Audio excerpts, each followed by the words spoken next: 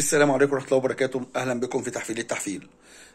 بص يا باشا، ملخص الفيديو المسرب لسيادة المستشار مرتضى منصور في اتحاد الكورة وزيارته لاتحاد الكورة. بغض النظر إن في واحد ماشي يصور وبيفتح حمام، يخش على المكاتب، قاعدين في رهبة، حتى يعني المستشار قاعد ساكت والمحامي العام لاتحاد الكوره او المحامي المسؤول عن اتحاد الكوره يعني هو الوحيد اللي كان بيرد كده عن جهيه. بس انا اقول لكم الخلاصه من اللقاء وما وراء الكواليس وما وراء اللقاء وما وراء الكلام اللي اتقال على لسان سياده المستشار. احنا نادي مديون ومفلس وقايد لنا اللعيبه عشان ما نتفضحش. يا فندم مش هينفع، انت قال له شيك ب5 مليون اهو.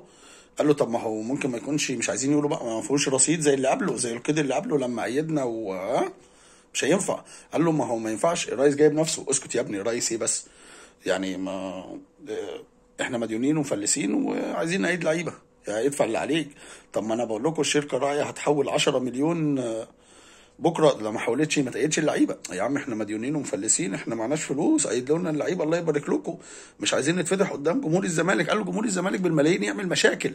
طب جمهور الزمالك بالملايين يعمل مشاكل ازاي بس؟ يعني انت مش عايز، يعني هو يا جماعه ما تفضحوناش قدام جمهور الزمالك، قيدوا لنا اللعيبه.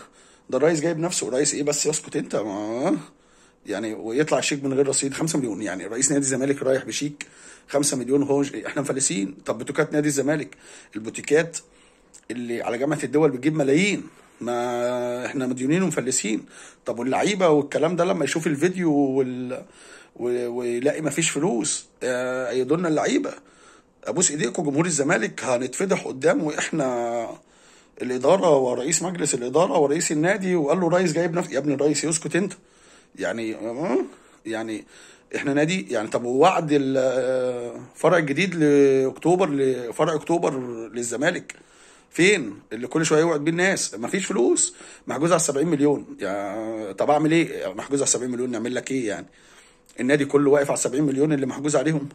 ممدوح عباس يعني، ما انت لسه بايع صفقه امام عشان ما عرفتش تعمل صفقات تانية فيها سمسره، فقلت تبيع امام عشان تعمل سمسره. بس احنا مديونين ومفلسين، ايدوا لنا اللعيبه. يعني كل الخلاصه احنا مديونين ومفلسين وايدوا لنا اللعيبه. سياده اللواء اللي كلم مرتضى في التليفون، مرتضى اول مره اشوفه بيكلم باحترام، فشكرا لسياده اللواء اللي كلمه في التليفون. لكن الباقي كله يعني فضيحه، شيك بدون رصيد مش عايزين يقبلوه، عشان تقريبا القيد الاولاني كان من غير رصيد. يعني والشركه راعيه بيقول له هحول لك 10 مليون. قال له ولو ما تحولتش، قال له ما تعيدهمش يا عم، ما تعيدهمش. يعني ما عيدش ايه يا ابني انتوا؟ والله العظيم لو بيشتري طماطم ما يعمل كده. يعني يا جماعه، يعني ده انا يعني مش ممكن. هو مش داخل سوبر ماركت. التعامل هو ده بامانه، ده في سوق. مرتضى منصور داخل سوق. اتحاد الكوره ساكت، ما فيش غير المحامي اللي تك تك تك تك رزع له فهمه القانون. في حاجه غلط. قال له الرئيس جايب نفسك. الرئيس جايب نفسي ايه بس يا أمير؟ هو سياده الرئيس عبد الفتاح السيسي عشان الرئيس جايب نفسه يسمع كلامه؟ ده راجل مفلس ومديون ومش عايز يتفتح قدام جمهور الزمالك اللي هو عارف ان هو مفضوح ومديون وسارقين النادي. هم نادي مفلس، نادي مديون، نادي يعني كل شويه يشيل لهم يافطه يحط لهم يافطه وعمل افتتاح، يشيل يافطه يحط يافطه عمل افتتاح. يعني ما بتضحك على جمهور نادي الزمالك، ما تضحكش على مصر كلها، ما تضحكش على مصر كلها. السلام عليكم.